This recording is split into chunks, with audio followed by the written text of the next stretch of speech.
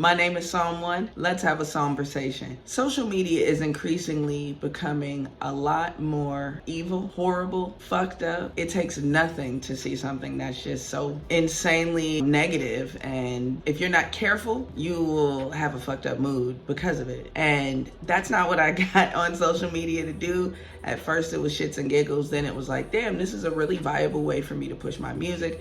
And with streaming and everything, blah, blah, blah, you're able to really push your music to a whole new demographic of people than you would, in real life. The internet has been good. However, it is just insane, and with election season being here in the States, it's just so fucked up, and it's very easy to see terrible things and things that are not good for your mental health. Shout out to artists like Ari Lennox, honestly. Ari Lennox went viral the other day for posting on her Instagram that she's sober, basically, and maturing. And because of that, she doesn't see the need to be on social media. She reads the comments, even though, they say don't read the comments. It's really hard not to do that. She's saying that it's fucking with her mental health, and she doesn't want to fuck with her mental health, that she's got all these other tools that honestly are working for her. She said on her Instagram, and I quote, "I love y'all so much. Please subscribe to my mailing list on my website to remain updated on my 2025 album and tour,"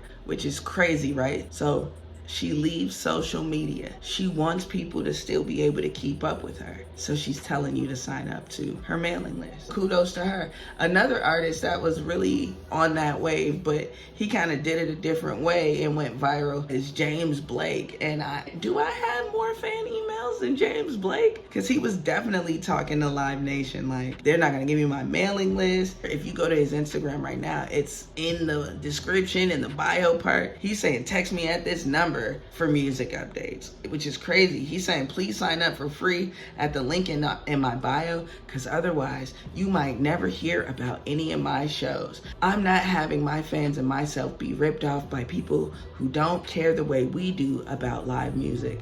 Now, I come from the trenches. I am absolutely from the era of just hitting the road, getting a mailing list off a piece of paper. Hell, I just did that in April on my tour. And I had a piece of paper and a pen every night. And there are certain people who bought certain pieces of merch from me. I put them on my mailing list, basically an emailing list. And I have an email list of thousands, which is crazy because Live Nation isn't gonna give James Blake or any artist the fan mailing list. That's their bread and butter. Why are they gonna give you the tools to sell anything to them without Live Nation being involved? Also, if you sign a 360 deal, there's no way you're getting your email list from the labels or Live Nation or whoever the fuck, because those emails equal currency, equals attention if you play it right. If you're trying to keep the artist beholden to you, if you're trying to keep the artist in your pocket, you gotta be able to get the fans and get the fans to do the call to action, which is to buy shit, right? I say all that to say, sign up to people's mailing lists. When you see an artist that says sign up to my newsletter, there are some newsletters that you can subscribe to and you can pay for, but there's a lot of artists that have newsletters and a mailing list. Just sign up for that. I think there's gonna be quite a migration off of social media. Me personally, I need newsletter subscribers every couple weeks. I'm giving you updates. I mean, I'm a musician, yes, but I'm also an author. I also do university tours and things like that where I'm sitting on panels, I'm doing workshops. You gotta be able to keep up with people, feel me? Artists like Ari Lennox, artists like James Blake, artists like, I don't know, a Brain Orchestra, I don't know, a Psalm 1. We all have mailing lists. Shout out Don Will. I'm on his mailing list right now. So if you really want to keep up with some artists and they offer a mailing list, please, I cannot stress this enough, please, please, please sign up. Mine is actually in the description below. Before I get out of here, I absolutely want to say RIP to Ka.